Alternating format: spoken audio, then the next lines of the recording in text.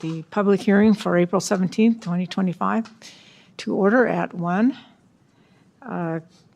Commissioners Bateson, David, Harwood, James, Slater, and Ulis are here. Commissioner Malloy is not yet.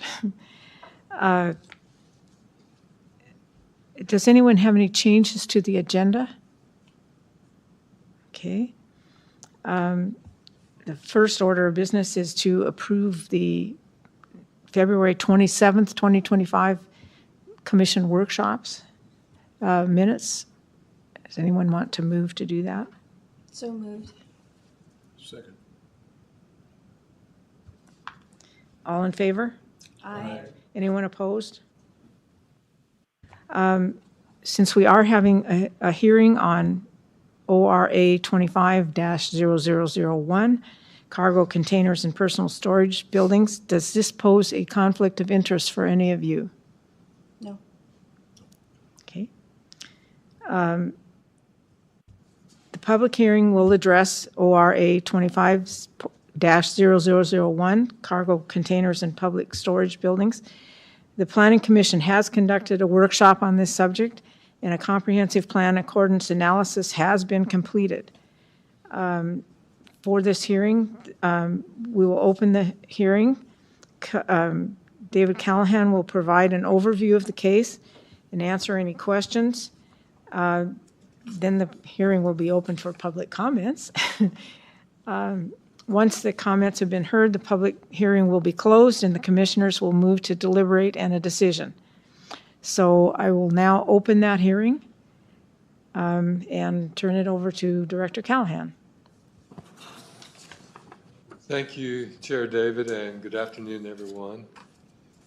By way of bragging rights, I should mention that thanks go to Ben Tarbutton and his staff, the planners, I mean, because the item before you and your workshop item were principally authored by the planning staff, and then Pat came back and finished it up in the way that you see on the screen and you've read in your packet. And that helps us in several ways. First of all, it keeps the planners who are actually doing the work at the forefront of how we change the code so that we get an efficient process that way. But it also eases the burden somewhat for Pat, who has plenty of things to do anyway.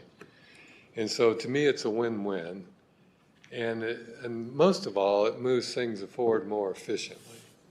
So we have the item after this one as a workshop and another couple on the way coming to you soon, all for the same reason. So just wanted to open up with that. At this point, I think I'll turn over to Planning Manager Tarbutton and let him introduce this case for you because he knows all the details. Good afternoon, everybody. Ben Tarbutton for the record. So before us, as you hopefully have had a chance to do, is read through this proposed amendment that addresses personal storage buildings and cargo containers. Excuse me. Currently within the code, both cargo containers and personal storage buildings in a lot of situations require a special notice permit first to be approved by planning staff. The planning staff then will review each proposal, make sure that it is consistent with the performance standards within the code. Should the applicant receive approval of a special notice permit, they then can move on to a building permit if it's necessary. So what it essentially does is it adds a lot of additional process and cost to the overall development. And what we were trying to do is find a way to make it easier for both public and staff, reduce the cost, reduce some of the red tape. And I think that this amendment does that. I think what we're looking at here, again, is the performance standards are generally consistent with today's code. It just essentially eliminates the special notice permit process first. So hopefully that's a good introduction for you. I don't know that there's a whole lot more that I need to get into. There, before you and on the screen is kind of the strike through and underline version that Pat has helped us with, and so that is much appreciated. And what we'll see here, of course, is the striked out and underlined versions from each of the different zoning chapters. But then when we get actually into, I think it's 84302 and 303. Sorry, let me get there real quick. I should probably down this a little bit quicker.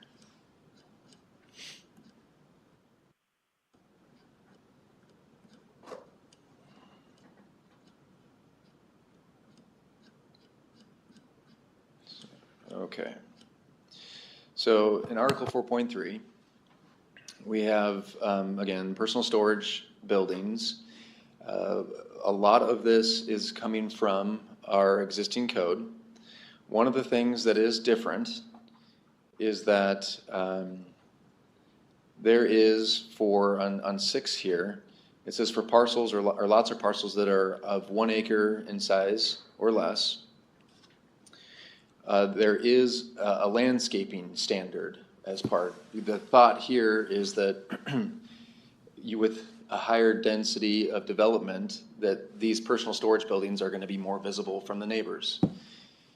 And so for parcels that are an acre or less, there is a landscaping standard, as you'll see here in B1.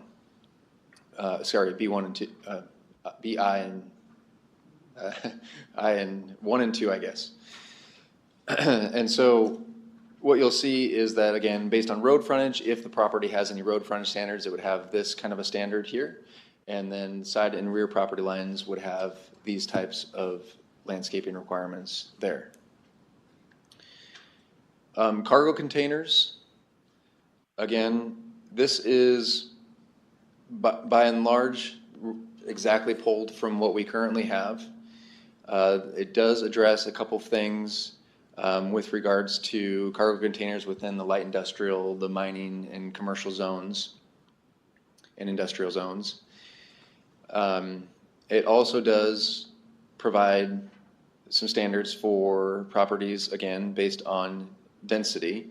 Now, we have these standards already, but I do believe, if I could recall correctly, that this, for properties that are for 5 acres or more in size, if the property is at least 150 feet, there are no additional landscaping or screening standards. If it is located behind the principal building, then it would be 80% screened from view.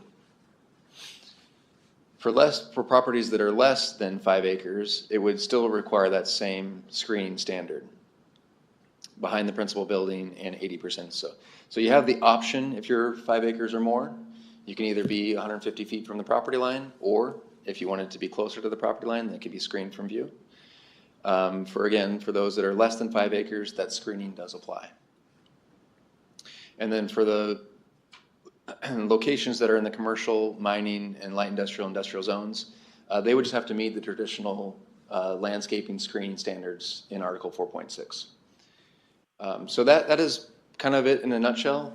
So I'd be happy to let the public, if there is any at this point, or chime in and provide their comments. Otherwise, I'd ask for any questions if you have them.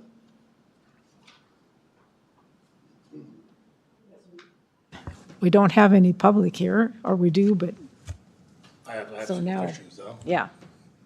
And I asked Ben this question earlier, and now I'm not sure I remember the answer, but it says in here for 5 acres or more, 1 cargo container per 5 acre parcel is allowed. Is that right?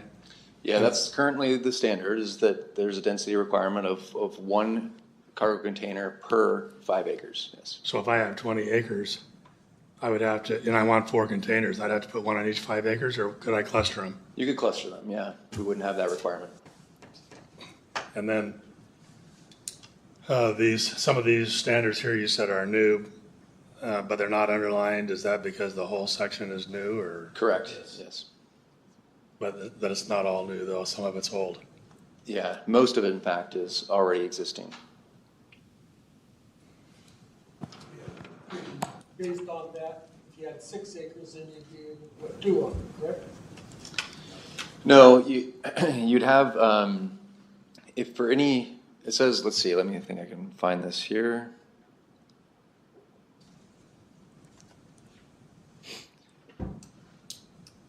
Oh, there it is. Okay. So number, B2 says not more than 1 cargo container is present for every 5 acres of land or portion thereof. So if you have 5 acres or less, then you would be allowed to have that 1 cargo container. But then you would need an additional 5 acres for that additional cargo container to be allowed. But you can have one on 1 acre, correct? That is correct, yeah. The code does allow for up to 5 acres to have 1, but then the remaining additional 5 acres to be eligible for the second. In other words, you'd have to have 10 acres to have 2 or more, and then 15 acres for 3, et cetera. Or the landscaping rules for 1 acre or less,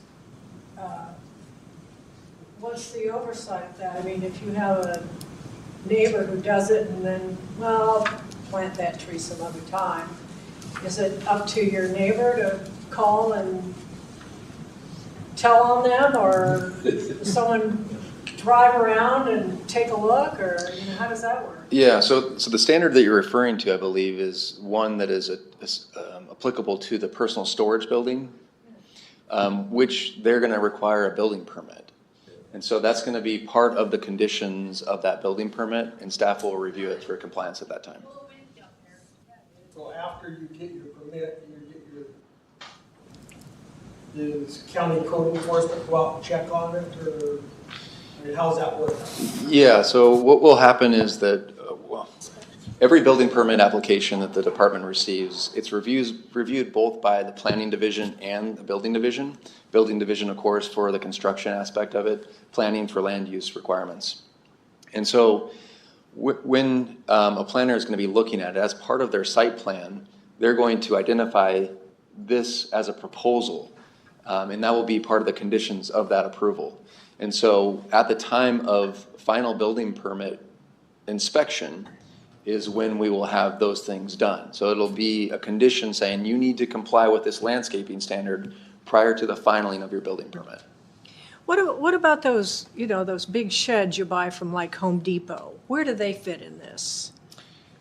Well, if you're thinking of something of like less than 200 square feet, because I mean, I know that there's a range in size. I'm not sure exactly what you're necessarily referring to, but like a tool shed or a garden shed or something like that. Yeah.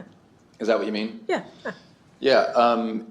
It still is considered to be, for land use purposes, a personal storage building. If it's the first structure on the site, it's meant to use for personal storage, it would be identified as and classified as a personal storage building. Now, it may not need a building permit because there are some exemptions in the building permit standard. And so as far as landscape standards, these would be upon the property owner to comply with, and if they don't, then it may become a code enforcement issue. So it's similar in some ways to like what we have for home occupations currently.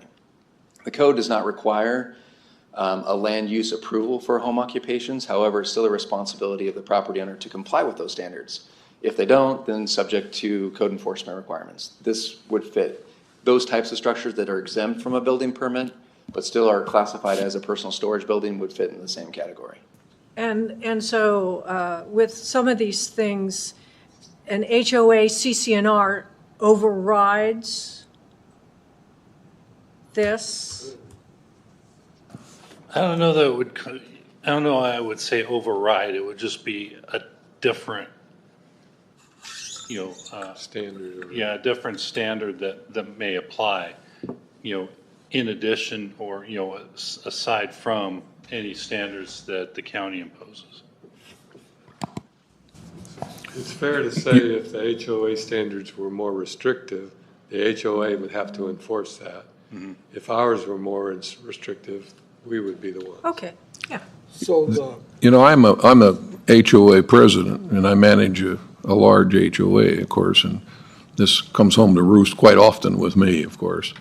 And most of the time, when I try to enforce the bylaws and covenants, the people comply, you know, but sometimes they tell me to go to blazes, of course, and they say the county allows this, or Panhandle Health District allows this, or something, you know, so, but it is pretty difficult to enforce some of that stuff unless you sue them or something like that, you know, but, you know, but the thing, I think we need to be careful when we produce county ordinances or regulations and stuff like that, that we, in the language, we don't negate the homeowners association's ability to have covenants and bylaws.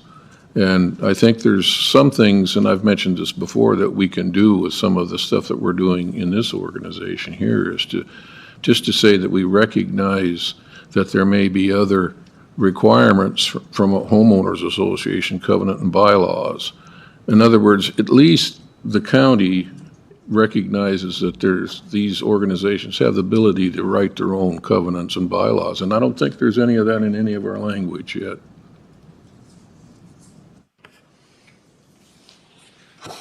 There's not. In my view, it's a given, meaning every municipality I know of in the country operates that way. Meaning each local government has their regulations. They acknowledge the HOAs and others may have theirs. Typically, municipal regulations, including counties, don't say what the courts have understood since the beginning of the United States, which is you can have covenants, you can have HOAs, you as a neighborhood have to enforce them.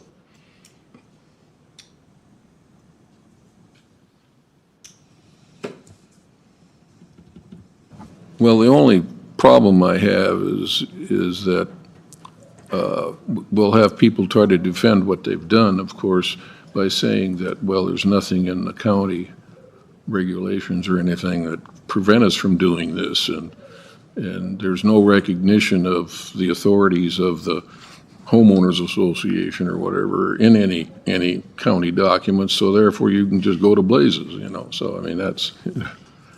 Anyone can make any argument they think will work in court, but as Pat will tell you, the judge ultimately decides. And in my experience, that always loses. That argument does. Because you have HOA, as long as your regulations are in place, that will prevail. Ignorance of the law is no excuse.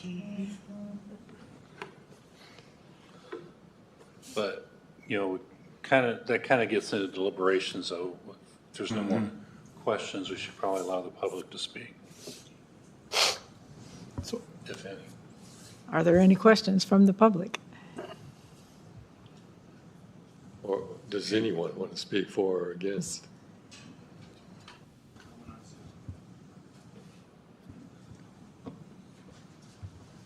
There's no one on Zoom, Jonathan? Okay, thank you. Okay. So is the public hearing open? Public hearing's open. She opened it at the beginning. Then I move to close it. Okay.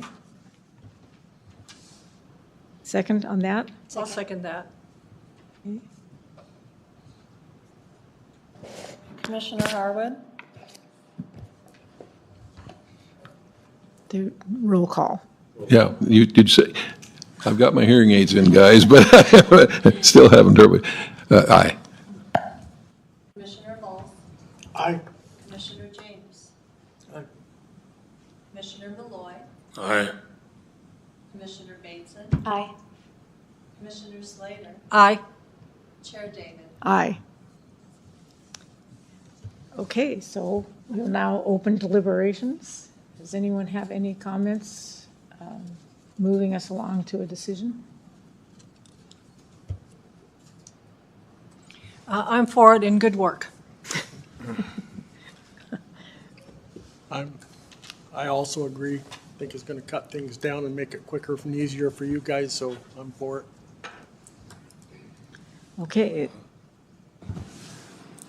Yeah, I would say I'm a little disappointed that there's more changes to this than I thought. I thought we were just streamlining the procedures so it'd be easier on staff and on the property owners. And then there are a few more things added to it, so that's disappointing to me. And one thing about a difference between a homeowner and a code or an ordinance, whatever this is, the homeowners sign on to it when they move in, right? The rest of us don't have that option with an ordinance. The ordinance is there because of people on commissions like us, and people have to live with it. But that's all I have to say about that. I guess I have a question of you then, is what are you seeing that's added that? Well, the landscaping, right? You just confirmed the landscaping is added. That wasn't in the code before. And, to what degree should a county regulate landscaping? To me, this code, what is it, 65 or 67-6500, whatever this chapter is that authorizes us to exist, it was written more like for a city, for a municipality, not for a county. And on the one hand, we talk about how we want to maintain the rural character and atmosphere. And then on the other hand, we want to regulate landscaping and make sure that nobody has to look at their neighbor's ugly container. So that's the problem I have with it. So I'd be inclined, coming in here, I thought, well, I don't like the general ordinance, but the idea of simplifying it and making it easier for the owner, the landowner, and the staff, that's a pretty easy one, I guess. I can live with that. But out of principle, I guess I'd be inclined to vote against it, but we're not there yet, are we? No. Ben? I failed to mention, and hopefully this will address some of your concerns, Commissioner Malloy. Right now, with some of the parcels that are less than an acre in size, which do require the special notice permit process for personal storage buildings, this has surfaced quite a bit, especially like in the Bonanza Ranch area where they're pretty dense lots, but because of the soil conditions, they're not able to build dwellings because PhD won't allow for subsurface septic systems. And so people have been looking for other options for development, and that's kind of really steered them in the direction of these personal storage buildings. And one of the concerns that we had heard from a lot of the opposition to these types of things was that this is becoming more of an industrial location when it is meant to be residential. And so what staff had been doing, even before this proposal, is to say, okay, if that is the concerns of most of the public, that it's becoming more of a residential feel, or excuse me, more of an industrial feel, then how can we help the concerns of the public?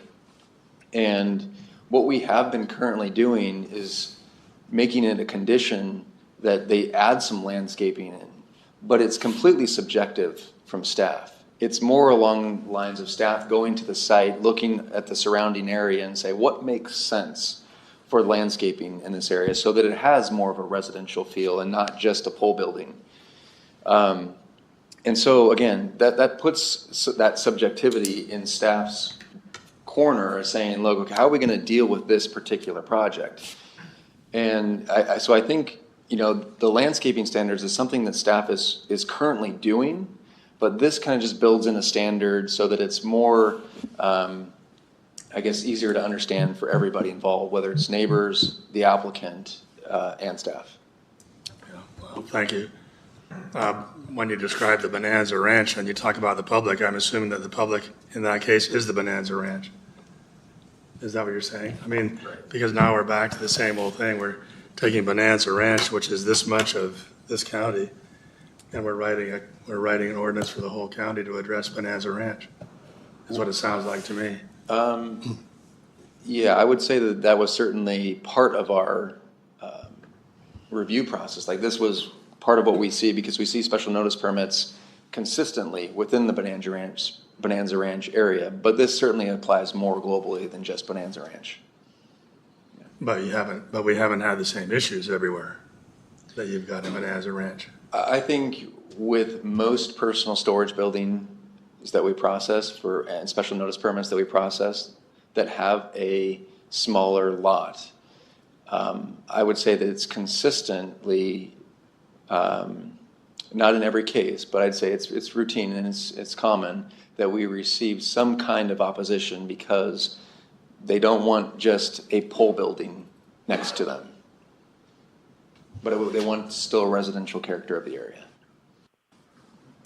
This kind of brings up the sub-area thing, doesn't it? In my opinion, because there's been talk, and I don't know if I'm for it, I guess it's sub-areas, but Bonanza Ranch would certainly be a sub-area, wouldn't it?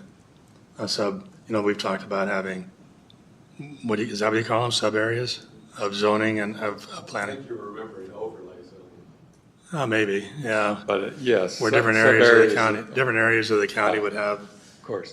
ordinances or rules specific to them.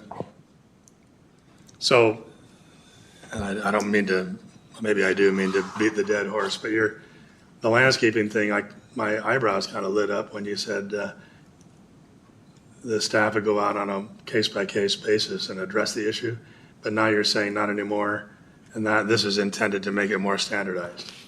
That's correct, yeah. It is built in part of the special notice permit process that staff would do a site visit. Because part of the required findings that we have is compatibility with the surrounding neighborhood. Like how compatible is this particular use with everything else? And so that was the purpose.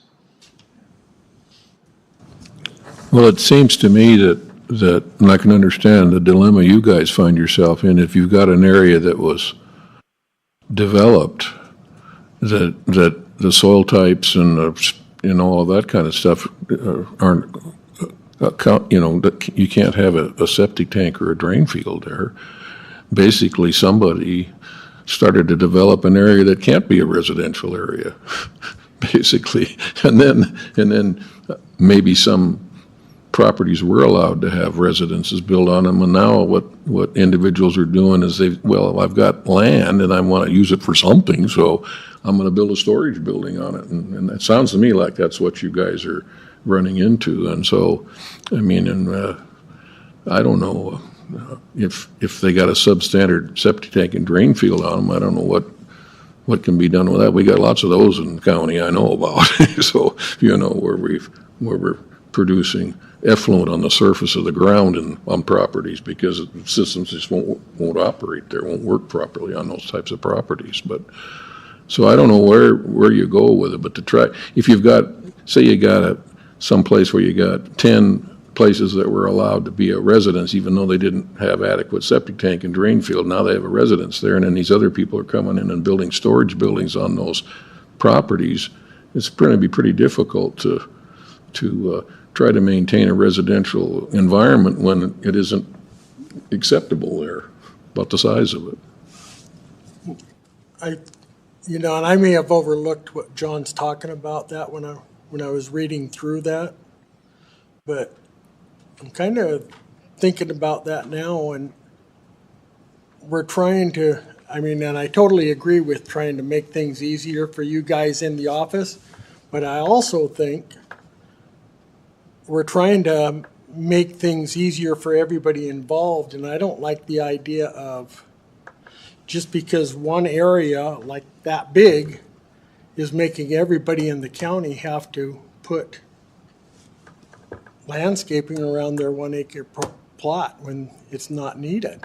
I think when we write a code for the county, an ordinance for the county, I think it should have to apply to everybody, not just point out one person. Well, but it does apply to everybody. But it should have to fit everybody, but I don't think you should have to penalize the whole county just because of one little bit where it's the problem. Where the problem is, if you see what I mean, like you were saying. I see what you mean. To me, it's what I would call a one size fits all. Right, yeah. And so whenever there's an occasion when you can address it on a case by case basis, I kind of like the sounds of that, but when you're trying to make one size fit all, it usually doesn't fit most people very well. Right. So, Well, if I could, let me ask, are you saying that it's a tail wagging the dog situation where Bonanza Ranch has this problem and it's nowhere else in the county? Therefore, you have to apply the standard to the county? Or are you saying that this problem of having on a 1 acre or less a storage unit that people object to is a universal problem within the county? Just happens to be there's a concentration in Bonanza Exactly. Ranch? Yeah, the Because of- latter is exactly the case. Okay. And so then it makes sense then to make it a universal rule. And what you're saying is at this point, before this, it was a subject of case-by-case analysis on your part as to which, how much landscaping would be done to comply and to merit the permit. And this standardizes it. And that's your point, right? That's correct, yeah. So my question though kind of goes under that, and is the landscaping the issue when you run into resistance by neighbors for a unit, a storage unit or whatever on the property? Is landscaping the issue, or is that the primary issue, and why you're using that in the ordinance, or is it not the primary issue? I don't know. Again, I think the primary issue is what we've heard from the opposition is that they don't want it to be, they want it to still have the residential character and the neighborhood still preserved. Right. And so in staff looking at what would be the best way to still preserve the neighborhood, we looked at options of requiring certain architectural features to the buildings to make them look more like a residence. While that may have some benefit, that seemed to be a little bit overreaching, and we felt that landscaping is a reasonable expectation for a neighborhood area, and we felt that the amount of landscaping proposed, again, keeping in mind that these are for 1 acre and less, with the amount of landscaping required would be few, and would not create a burden for that applicant, but still yet preserve the residential character. So you're saying landscaping does help solve the problem, at least in part? That is our belief, yes. Okay. That's a good question, though. I like it because the landscaping, they could go through all kinds of landscaping and the neighbors are still upset. Yeah, that's the question is, we're talking the same language here. If your problem is you want to keep a residential feel, then the question is, how does the landscaping achieve that? Because that's the issue you're trying to address. And that's what I was trying to get at is, how does it address the issue that you're dealing with? But I thought our comp plan suggests that we maintain a rural feel and character. Well, I guess the question that you could ask yourself is that, if we, again, I know Bonanza Ranch has been a focus of this, it should apply all over the county because that does exist. But if we do have a concentration within the Bonanza Ranch area, is it a rural feel to have a series of personal storage buildings? Does that still maintain a residential character or neighborhood? And how is that rural? Or how does that preserve the rural character too? isn't it mostly rural or storage up there anyhow? I mean, how many, out of all the places up there, isn't the majority of it storage units? Or how many places are there up there that are actually homes in that specific area? Yeah, I don't know the numbers, but there are residential structures out there, those that have been in existence before Panhandle Health District really became an entity. So they're older, for sure. Okay. What the numbers are exactly, I don't know, but I would say that it's fair to say that there are more storage buildings than there are residences. And I would say that there probably are equally many just vacant lots out there as there are storage buildings, maybe even more vacant lots. I have another question. So this would codify kind of what you're already doing but in a more subjective way. Correct. When getting these permits. So my question is, under the old system, where the applicant applies for a permit, you inspect, and you may or may not give the permit, is codifying it, making it less restrictive in the sense that you don't need to be inspected and get the permit and all of that? It is making it less restrictive in the fact that you no longer would need a personal store, you would no longer need a special notice permit. Right. Which adds approximately 3 months or so, give or take, and an additional couple $1,000s. So it makes it much quicker, much cheaper for developers, for property owners. Again, if we're already incorporating some aspect of landscaping, it doesn't seem like what we're proposing here is really different than what we're already doing. Madam Chair, I'd like to add to that. I think having a standardized prescriptive standard, whether it's personal storage buildings or cargo containers, is a lot better at putting people on notice of what the standard is going to be, as opposed to going through the special notice process and then finding out what you're going to have to do.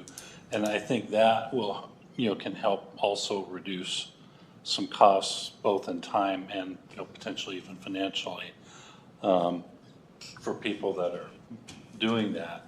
And bear in mind, with respect to personal storage buildings, these standards only apply if the parcel is an acre or less. It's not just Bonanza Ranch, it's Bayview, it's Twin Lakes, it's Rockford Bay or Conkling Park, any community where there are lots of 1 acre or less on our shorelines. Yeah.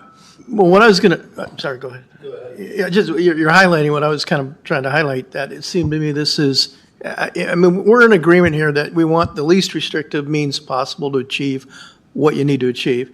And having predictability as part of that, having notice to the public as part of that, so they can plan and not run into snafus and so forth. So it seemed to me, and it's being confirmed, that this is less restrictive than how you were doing it before, and less costly. I would agree. Okay. And that was one of my questions you just answered, so thank you. It applies only to the 1 acre or less. Yes.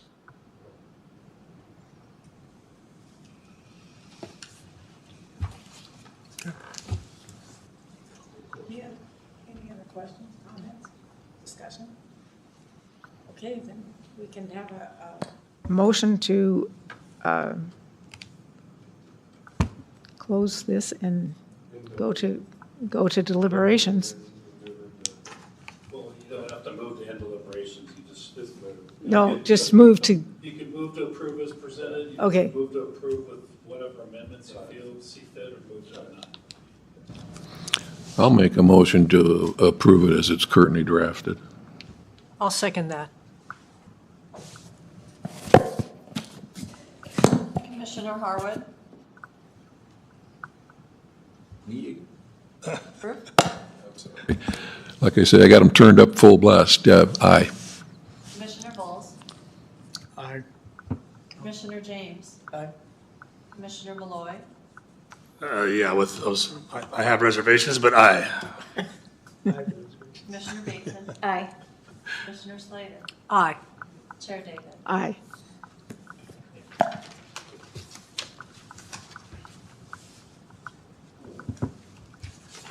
Okay, we are, the public hearing part of this is adjourned at 1:38.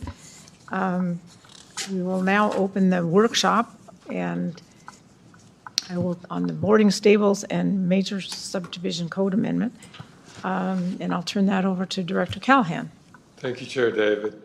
On boarding stables, I'll be very brief and say, Ben knows all the details, but the part of this that I experienced was with a particular applicant that brought to light that we needed to change the code. In going through that particular applicant's concerns, I take the bet out. We spent at least 80 hours of staff time going back and forth with the applicant, trying to help them understand. We went down the path of a conditional use permit that dead-ended. because the applicant didn't want to go there after they realized what all it entailed. There were misunderstandings in reading the code and what it actually meant. And ultimately, it all ended with a public hearing in front of a hearing examiner who ultimately agreed with the staff that we'd made the right call. But also in that same write-up said, staff, you should consider amending the code to make it abundantly clear how things should apply, and that cottage industries could be an option for this sort of use. So what you have in front of you gets to that point. The other thing I can add, and then Ben can fill in the details, is the subdivision code amendment. So far as I know, ever since the county has had subdivision regulations, the county commissioners have had the final say on major subdivisions. That's an old school way of doing subdivisions, dates back to when I was a young man and before. It's one of those rules that's been promulgated around the United States because it was easy for one municipality to borrow from another, and no one bothered to think about, could we do it more efficiently? In our case, by the way we do subdivisions, major subdivisions I mean, by the time it gets to the final review, it's perfunctory in the literal Oxford Dictionary definition, meaning the staff is just checking to make sure that everything that was required at preliminary plat has been done. By the time that's done, there's no good reason to take it to the Board of County Commissioners. So what's before you would actually make it possible for the person in my position to sign off on final major subdivisions. So again, as in your public hearing today, this streamlines things in a way that saves the applicant and the staff and the Board of County Commissioners time. Well, as an old executive branch head of agencies, I like delegation. And the reason for that is it's like, if you look at, it's kind of like the county commissioners are the Supreme Court and you're the district court. And you can, you use your professional ability and your staff and all that to, like you say, to approve of something. And there's always a process to, appeal that to the Supreme Court. So, and I think that we've got 3 county commissioners who are pretty well weighted down with a whole lot of work. And I think that if the staff, and even us for that matter, in this group can help with the decision-making process to the point where they don't have to be voting on every little thing that happens. So I'm firmly in support of that process, because I've lived that for 37 years in the federal government and another 20 in state government. So now I do have a comment on the equine training thing.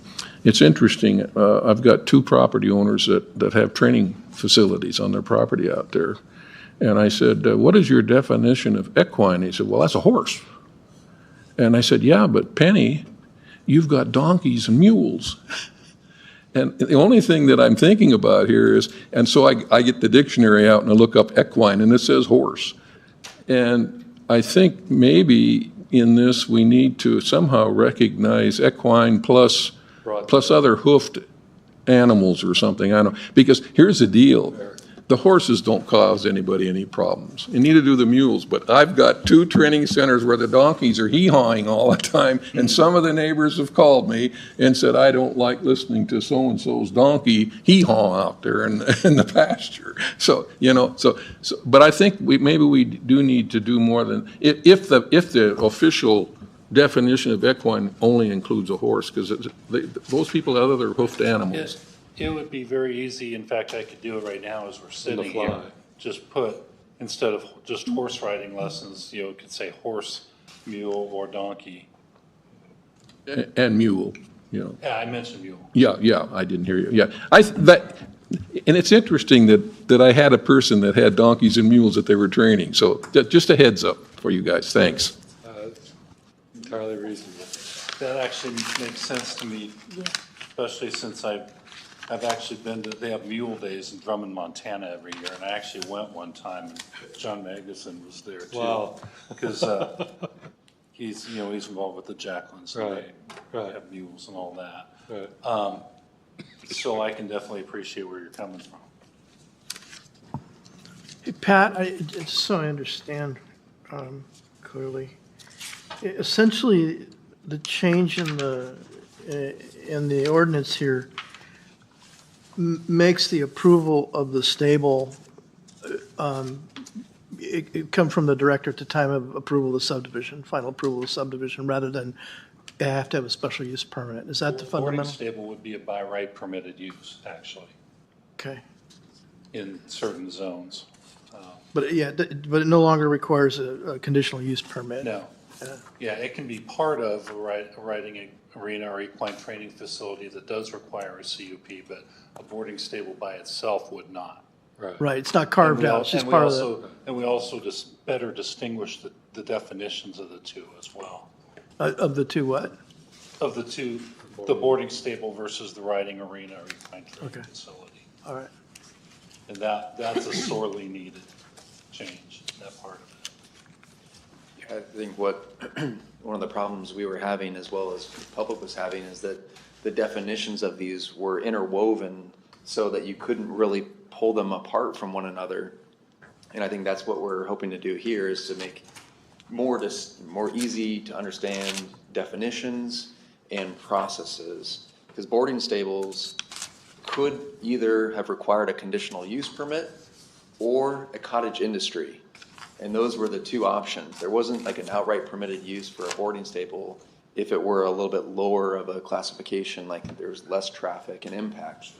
And so I think that's what we're hoping to do, is kind of tease them apart and allow them, the boarding stables outright. But depending on the intensity of that boarding stable, it may need a cottage industry application. And then if you wanted to incorporate your training facility, like an equine training facility, but then also piece in boarding stables with it, then you could do that too. So it really kind of teased them out to make it easier to understand. Small drafting issue on page 10, 86207B, the and needs to be interlineated, I think, starting with required findings. It's a small typo.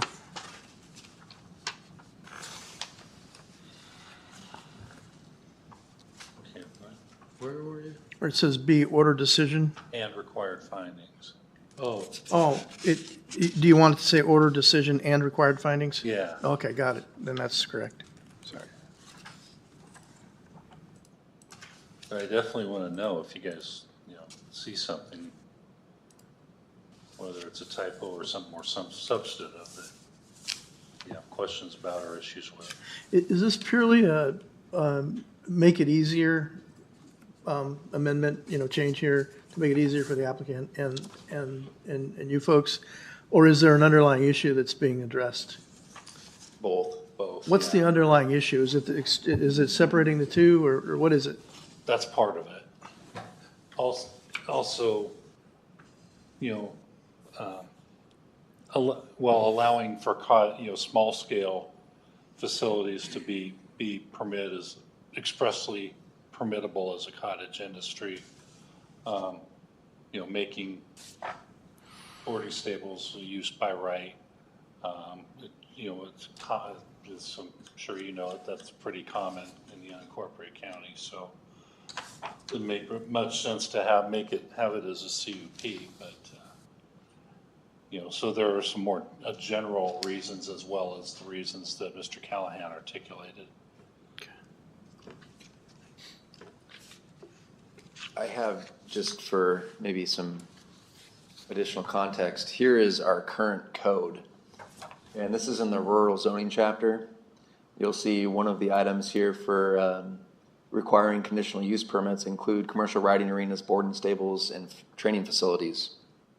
And so right now, all boarding stables require a conditional use permit. And so some people have a very limited scope of what these boarding stables are going to look like. And when we start looking into the definitions, it's really hard to pull these different things apart because they're just there's references of boarding stables in like commercial riding arenas, and then also, so it's just too interwoven for us to be useful in this case.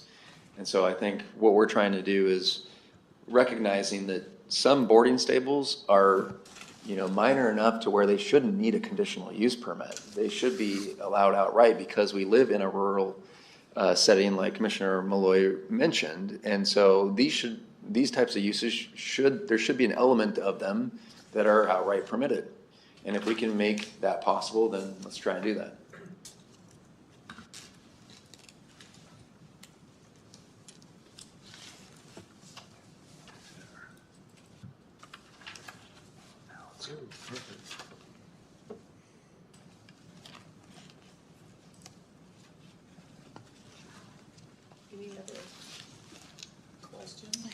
One, have you talked to any of the county commissioners about this change on the major subdivision decision process? They're in favor of it. They are in favor And of it? yes.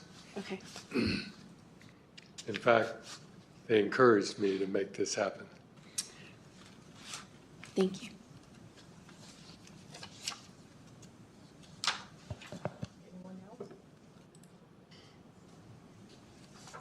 Any other questions?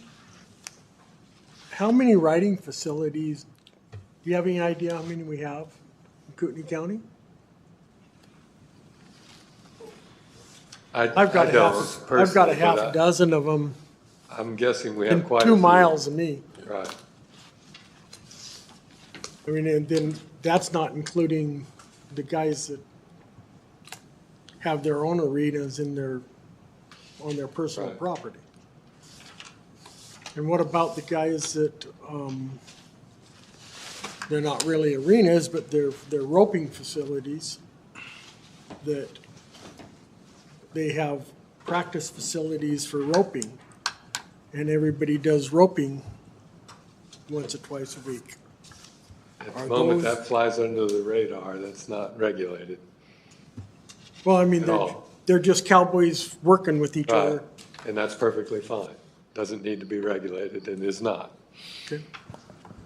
Is the issue that it's a commercial No, enterprise? that's actually why we took commercial out of it.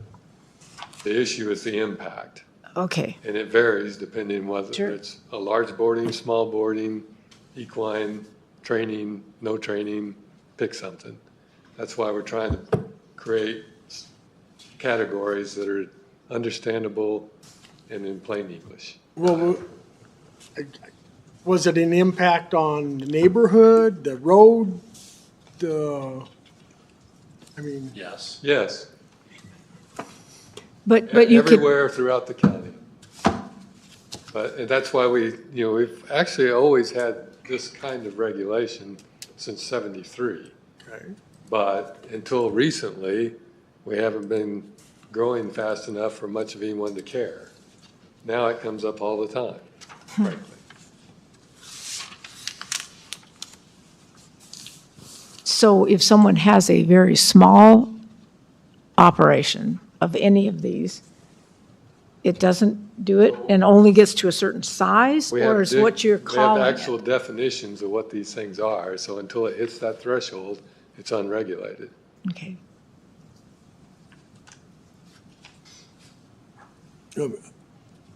I guess I see what you're trying to do, but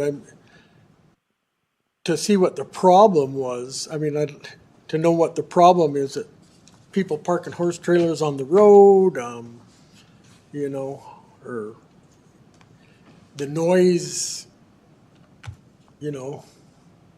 what kind of problem it's creating would be interesting to know. Sure. I can touch on that a little bit because it was the principal thing that brought that case I started off with to our attention, and ultimately landed in front of the hearing examiner.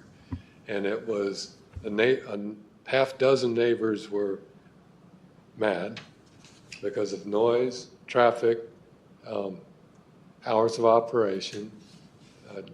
The traffic, of course, creates dust and parking problems along, in this case, a private road. But the principal thing really was impact throughout the day of parties and writing and noise and this continuous interruption of the private use of adjoining properties. So it's always made sense to have some kind of regulation for this sort of thing. Our purpose in front of you today is to try and make it clearer where things fall out, and so how they can be managed in a way that's more efficient, helpful for the people that live here, and doesn't necessarily trigger an onerous review, but rather allows people to just do things when it's unimpactful. So what was the resolution for that case? The hearing examiner decided we were correct, that we had interpreted the code correctly, but we should look at doing an amendment to the code to clarify. So where was she in violation? Pardon me? Where was she in violation? The impact of the mixture of things that were going on should have triggered a conditional use permit. Okay. But in this case, if some of those things were teased out, it would not have required a conditional use permit. That's exactly why we're trying to do what's in front of you. What were the things that triggered it?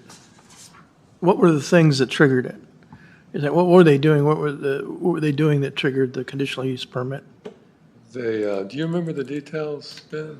It was a combination of a lot of, It was a combination of a lot of things. They were boarding, for one. They were doing workshops, lessons. They were doing trail rides for groups. They were doing Parties. birthday parties. They were doing seasonal festivals.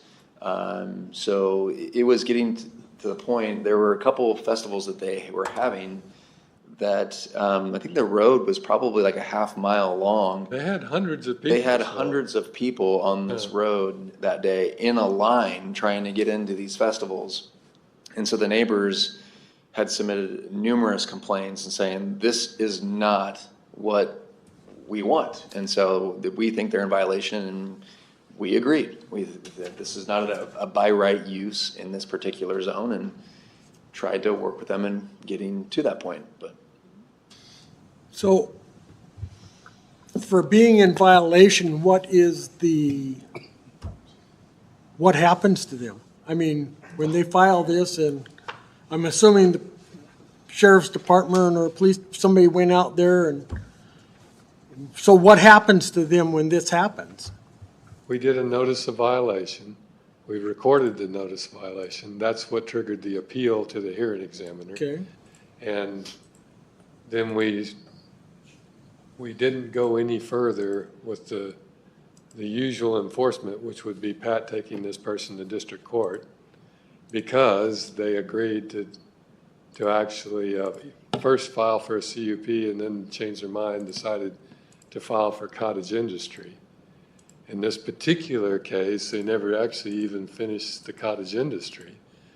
But as I recall, Ben, you'll have to correct me, but my memory is they've just stopped doing the use.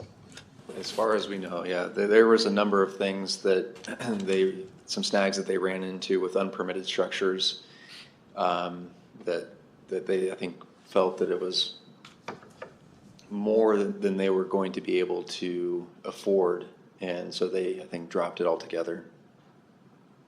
At least that's what we understand.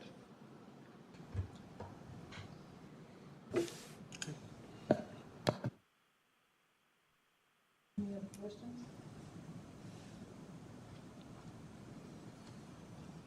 So we'll schedule up for a hearing if that's all right with you. Maybe I do have a question. This is another two-part thing then, right? One is this issue here we're addressing with the riding stables and the definitions and the zones and the conditional use permits. And the other is the issue of changing the process by which the commissioners no longer have the final say. Yes, sir. For the major subdivisions. Yeah. Right. I think that's a little misleading because they do, because it can be, your decision could be appealed, and then they would have the final say. So, this, I mean, yeah, I mean, Ultimately, the board always has the final. right, that's what I'm saying. I mean, we don't want to say that, well, he just listens to this order and that's the end of it, you know, but they can be appealed. We've And had a couple, maybe even a few different boards actually ask for this. So. yeah, I understand why.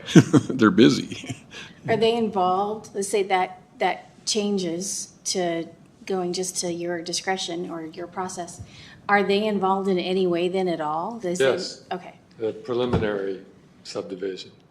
okay, The major subdivisions have a preliminary review, a final review. Under the current regs, they both require the board to make the final decision. This proposes to take the board out of the final decision for the final plat. but they're involved at the beginning. Yes. Oh, yeah. I also have a question, of course, because of managing that subdivision out there with 10-acre lots, and some of the 10-acre owners now are trying to develop two properties on, you know, 2 5-acre properties. And in that particular situation, if they want to replat the 10 acres into 2 properties, then you got to change the whole subdivision plat. And this decision, you would be the decision maker on this as well, then? Actually, I already am. Yeah. That division is the minor subdivision. Okay, oh, that's called a minor, okay, because, yeah, okay, all right, so that's okay, yeah. Administratively. Okay, that, and I agree with that, you know, that's a, you know, but I do know that that if they divide those 10-acre properties, they will have to have a new subdivision map and stuff, and, you know. Yes. And they'll have to have a lot number for that and everything, you know, all have to be, and it'll be surveyed and the whole 9 yards, yeah. Okay, thank you. So I do have one more question, if you don't mind. So the riding stables gave up the business because they didn't want to submit to a conditional use permit. Is that how I? No, that's not the summation. They didn't finish the, in this case, cottage industry approach because they got mired in other permitting issues like. Oh, I see. That's what you were. We had gotten them through, actually, I think 4 of the 5 barns were agricultural barns, so we got that taken care of. They didn't have to pull a permit for at least 4, maybe 5 structures. But there still was, if I remember right, an addition to the house and a lean-to and something else, all of which should have had a building permit and did not. And now I do recall, one of them was a manufactured home that had a lean-to added onto it. There's So those no way you can actually make that permissible. And those are all unrelated to this issue. Is that what you're saying? But we don't process cases when you have outstanding code violations. Right. And so that's what finally hung them up. Well, my real question, probably moot now, does this do anything for them? No. That's what This really just follows up on the hearing examiner's recommendation that we do what I will be so bold as to say a streamlining and efficiency movement. I would say that it could. I mean, if they were to scale back their operations for just boarding stables, if they wanted to do boarding stables and That's have true. that kind of an operation, as long as it didn't rise to the threshold of being a cottage industry, then they could just do it outright permitted. And so it could benefit them if they decided they wanted to scale back their operation. But they could have done that without this. No, they couldn't have done that without this, because even though and that's where we started with a conditional use permit, because they had all of these things that they were proposing. They scaled it way back in order to get it to a cottage industry. And we were okay with them proceeding in that direction, but because of these other outstanding issues, they didn't continue.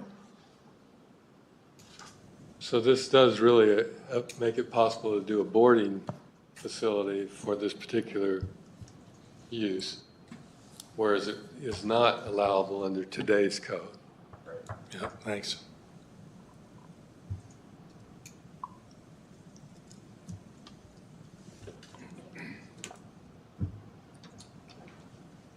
Are you okay with us scheduling up for a hearing? We'll do that then. And thank you. Any other business to come before us? I think I'm good. Okay, then we're adjourned at 2:05. All right, thank you, everyone. Failed to ask you guys about Campbell's.